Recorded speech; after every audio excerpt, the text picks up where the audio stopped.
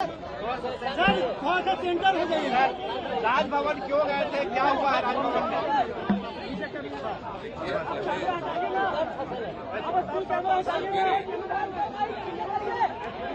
हमारे पार्टी के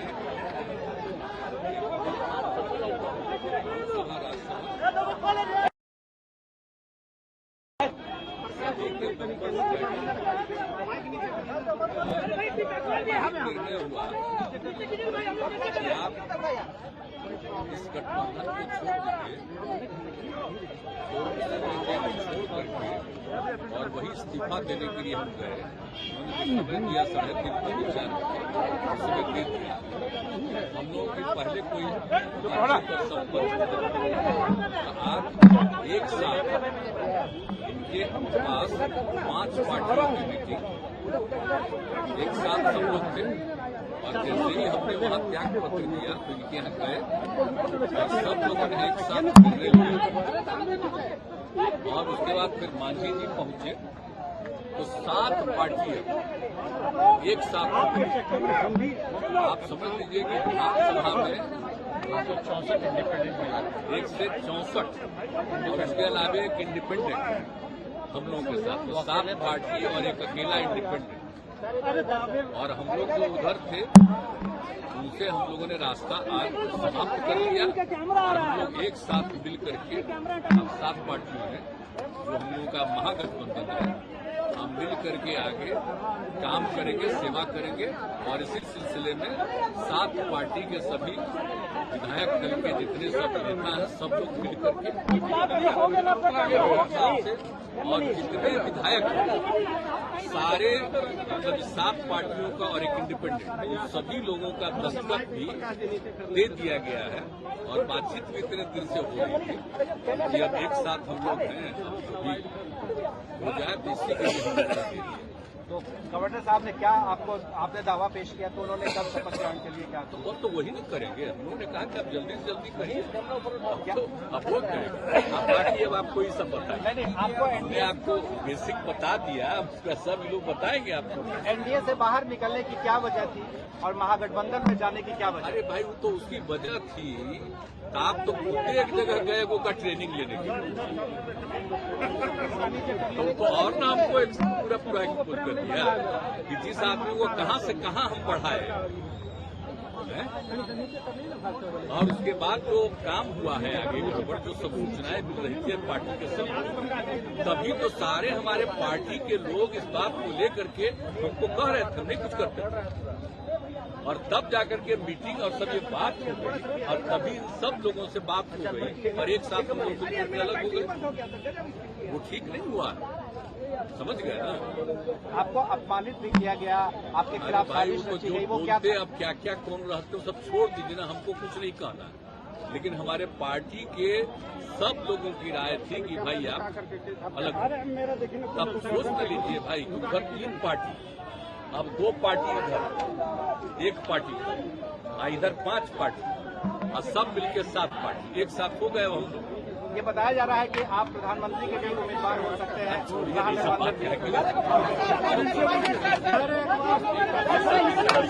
बिहार का एजेंडा क्या होगा?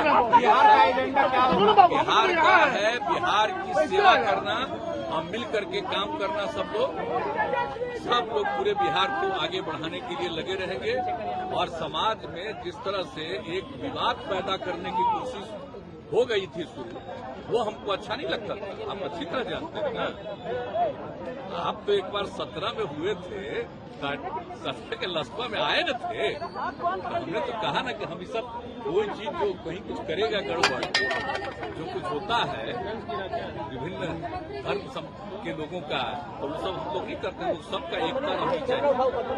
आप तो जानते हैं जो परिस्थिति बन रही थी उसको लेकर के अच्छा नहीं लगता और जिस तरह से बाद में हम लोग इतना मेहनत कर रहे हैं और कई तरह की बातें की जा रही थी वो हमको अच्छा नहीं लग रहा था। हम तो तैयार कहाँ जब हमको इतना कम सीट हो गया और हम तो नहीं तैयार थे। आप कैसे भी तैयार हो गए? हम तैयार उन लोगों के बार बार आग्रह पर हम हो गए, लेकिन उसके बाद भी जिस तरह का जो अनुभव हो गया और अपने हम तो चुपचाप थे अब पार्टी के सब लोग धीरे धीरे कहने लगे और कह दिए, तब सब लोगों से बातचीत हो गई और हो गया कि भाई अब आपने कहा था कि भ्रष्टाचार से और कम्युनिज्म से समझौता नहीं करेंगे। तेजस्वी यादव सवाल ही नहीं, हम लोग का सवाल ही नहीं पैदा होता है। शुरू से कभी नहीं होने दिए हम लोग, और समाज में प्रेम और भाईचारे का भाव रखना चाहिए। और किसी तरह के भ्रष्टाचार को हम लोग स्वीकार करते हैं, हर तरह से काम करते हैं। वो सब लोग मिल के अब हम लोग करते ही रहेंगे, कोई चिंता मत करिए।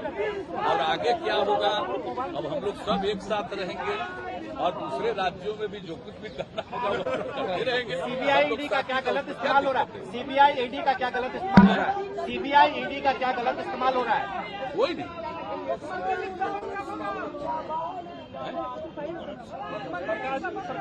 वो अलग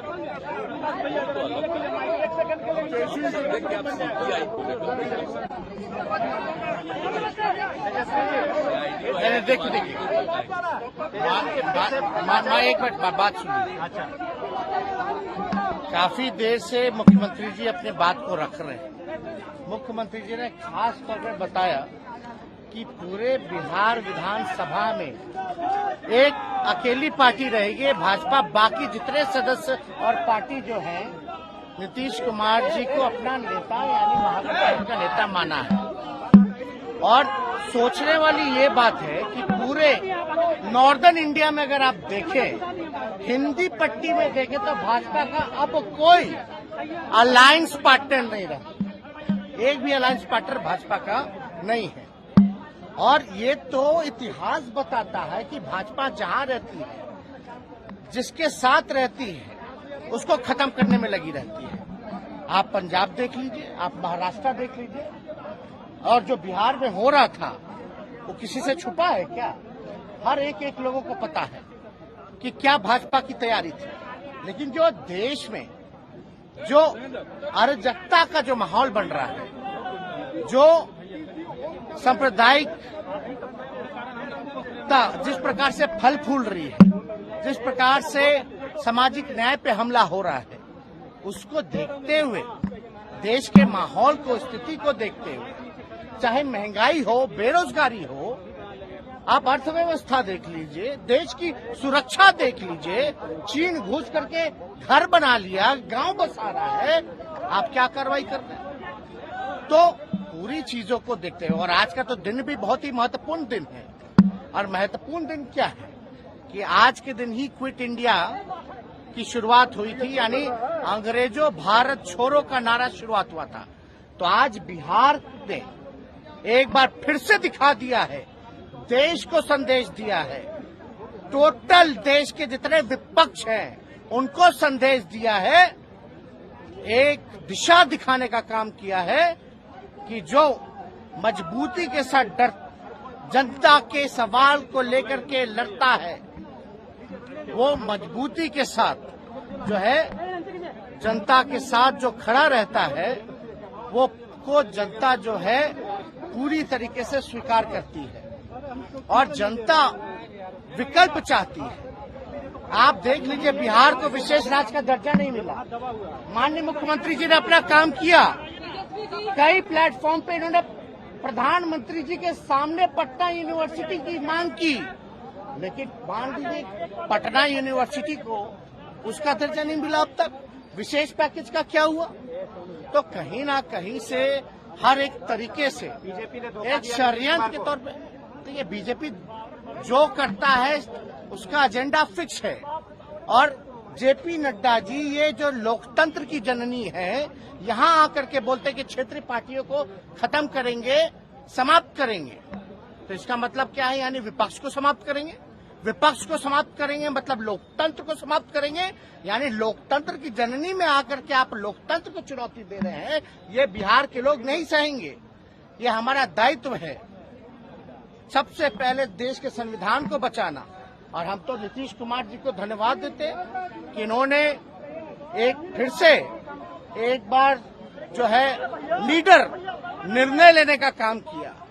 आज बीजेपी का तो एक ही काम है, डराओ, जो डरता है उसको डराओ और जो बिकता है उसको खरीदो। पूरे देश में क्या हो रहा है आपको नहीं पता, अभी झारखंड में क्या हो रहा है नहीं पता, महाराष्ट्र में क्या हुआ नहीं पता। तो इसलिए सभी लोगों ने आज हमारे यहाँ 5 दलों की बैठक हुई। नड्डा जी ये जो लोकतंत्र की जननी है, यहाँ आकर के बोलते कि क्षेत्रीय पार्टियों को खत्म करेंगे, समाप्त करेंगे। तो इसका मतलब क्या है? यानी विपक्ष को समाप्त करेंगे। विपक्ष को समाप्त करेंगे मतलब लोकतंत्र को समाप्त करेंगे। यानी लोकतंत्र की जननी में आकर के आप लोकतंत्र को चुनौती दे रहे हैं। ये बिहार के लोग नहीं सहेंगे। ये हमारा दायित्व है सबसे पहले देश के संविधान को बचाना। और हम तो नीतीश कुमार जी को धन्यवाद देते हैं कि इन्होंने एक फिर से एक बार जो है लीडर निर्णय लेने का काम किया। आज बीजेपी का तो एक ही काम है, डराओ, जो डरता है उसको डराओ और जो बिकता है उसको खरीदो। पूरे देश में क्या हो रहा है आपको नहीं पता। अभी झारखंड में क्या हो रहा है नहीं पता, महाराष्ट्र में क्या हुआ नहीं पता। तो इसलिए सभी लोगों ने आज हमारे यहाँ 5 दलों की बैठक हुई महागठबंधन की, और हमको जिम्मेवारी दी गई निर्णय लेने की। तो हमने यही बोला कि मुख्यमंत्री जी अगर कोई निर्णय लेते हैं उसके बाद हम अपना निर्णय लेंगे। इन्होंने निर्णय लिया बिहार के हित में, नेशनल इंटरेस्ट में, लोकतंत्र बचाने के लिए, संविधान बचाने के लिए, अमन चैन गंगा जमुना तहजीब बचाने के लिए। तो इसलिए, और हम लोग तो समाजवादी लोग हैं, हमारे पुरखों की जो विरासत है वो कोई और ले जाएगा क्या? ये हमारे पास रहेगा। तो इसलिए माननीय मुख्यमंत्री जी को धन्यवाद देते हैं।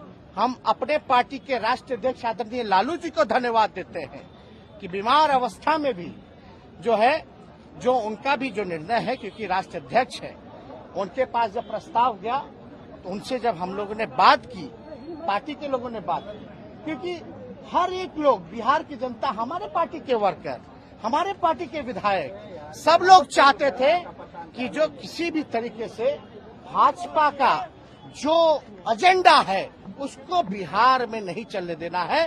और लालू जी को तो आप जानते ही हैं, आडवाणी जी के रथ को रोका था, किसी भी कीमत में ना झुकने को तैयार है, ना डरने वाले हैं। जो उनकी विचारधारा है उसकी लड़ाई लड़े।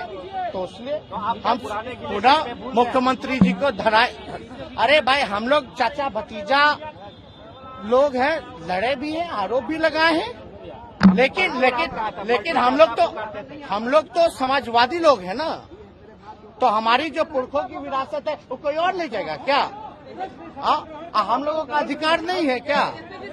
तो हर घर में लड़ाई होती है, हर भाई में बकझक होती है, तो उस पर ध्यान नहीं देना। अभी समय क्या है, समय क्या था? 2024 के लिए नीतीश कुमार क्या प्रधानमंत्री पद के अच्छे उम्मीदवार आपको दिख रहे हैं? देखिए, मुख्यमंत्री जी ने तो देखिए, जब हम लोगों ने जाति जनगणना के बारे में बात की, थोड़ी सी भी देरी नहीं लगाई, और 2 बार जो है उस समय तो भाजपा के लोग ही जो है पूरी तरीके से अध्यक्ष थे उस समय के विधानसभा के चौधरी जी, विजय चौधरी जी, इनके ही अध्यक्षता में 2 बार पारित हुआ। तो उस समय भी आप बीजेपी का रोल देख रहे थे क्या था? यानी जो नेशनल इंटरेस्ट का जो एजेंडा था उसमें भी कितने, इनका तो मूड क्लियर था। तो क्या पीएम मटेरियल आपको दिख रहे हैं? पीएम के लिए आपके दावेदार मानते हैं? आप एक बात समझ लीजिए, ये सवाल हम मुख्यमंत्री जी पे छोड़, हमको इस पे कोई टिप्पा टिप्पणी नहीं करना है। लेकिन आप इतना तो आप जानते हैं कि सबसे देश में अगर सबसे कोई अनुभवी मुख्यमंत्री है तो नीतीश कुमार जी है। सबसे अनुभवी, परिपक्व, और काम तो किया ही है, ऐसा कोई इनकार नहीं सकता। कुछ लोग तो प्रचार का काम कर। नरेंद्र मोदी को क्या नीतीश जी दे सकता है चुनौती?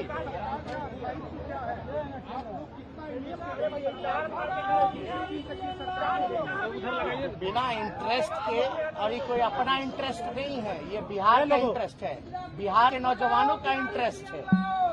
इसलिए 10 लाख जो रोजगार देने की बात किए थे, क्या आपकी सरकार ने हम लोगों की बात चलेगी? अभी तो 10 लाख नौकरी, एक बार तारीख तो तय हो जाने दीजिए, 10 लाख तारीख तय हो जाने दीजिए, जनता के दुख दर्द को दूर किया जाएगा। सर एक बार भिक्ट्री दिखा दीजिए। सर एक बार भिक्ट्री, सर एक बार भिक्ट्री, सर एक बार भिक्ट्री, सब कोई तेजस्वी जी।